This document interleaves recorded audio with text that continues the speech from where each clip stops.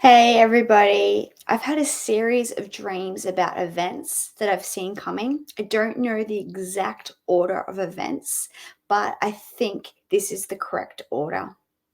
And I've never thought I'd have to share anything like this, but the Lord made it very clear to me in these dreams that the message needs to get out. So I'm sharing this with you today in utter humility and openness and complete honesty that I know that I prophesy and see in part.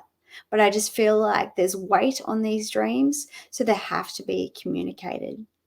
And so the reason why I also share this with you is for three reasons. Is so we can pray the will of God, Matthew 6:10. So as well, we can also prepare for these things and we can provide for people and then we can persevere through these difficult times ahead.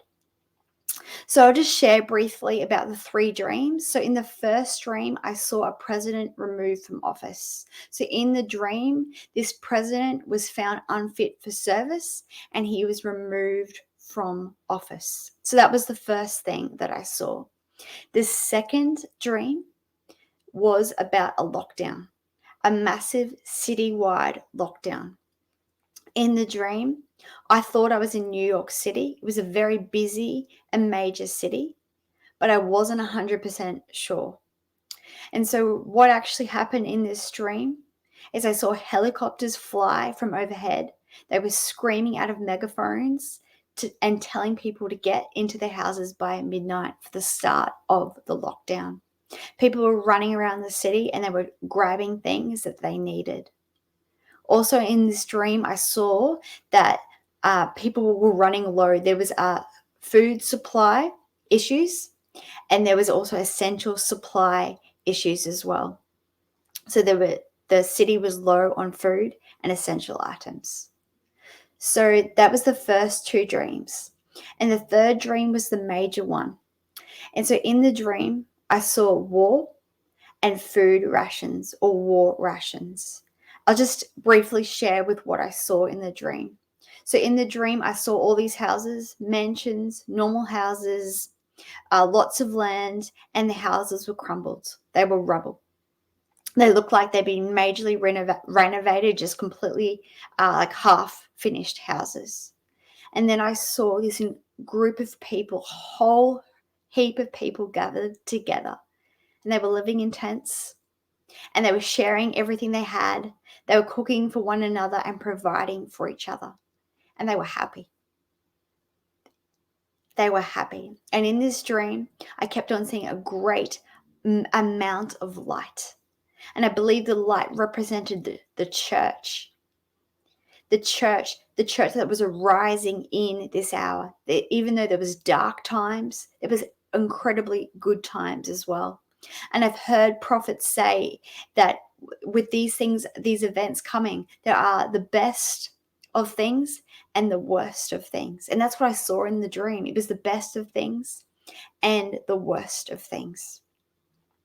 And the Lord kept on talking about war rations in this dream or war meals. And what he was saying is we need to be aware that there is a war coming and that we need to be able to provide for people and be a light in this hour. Isaiah 60 kept on coming to mind to arise and shine, that deep darkness surrounds us, but the church arises in this hour.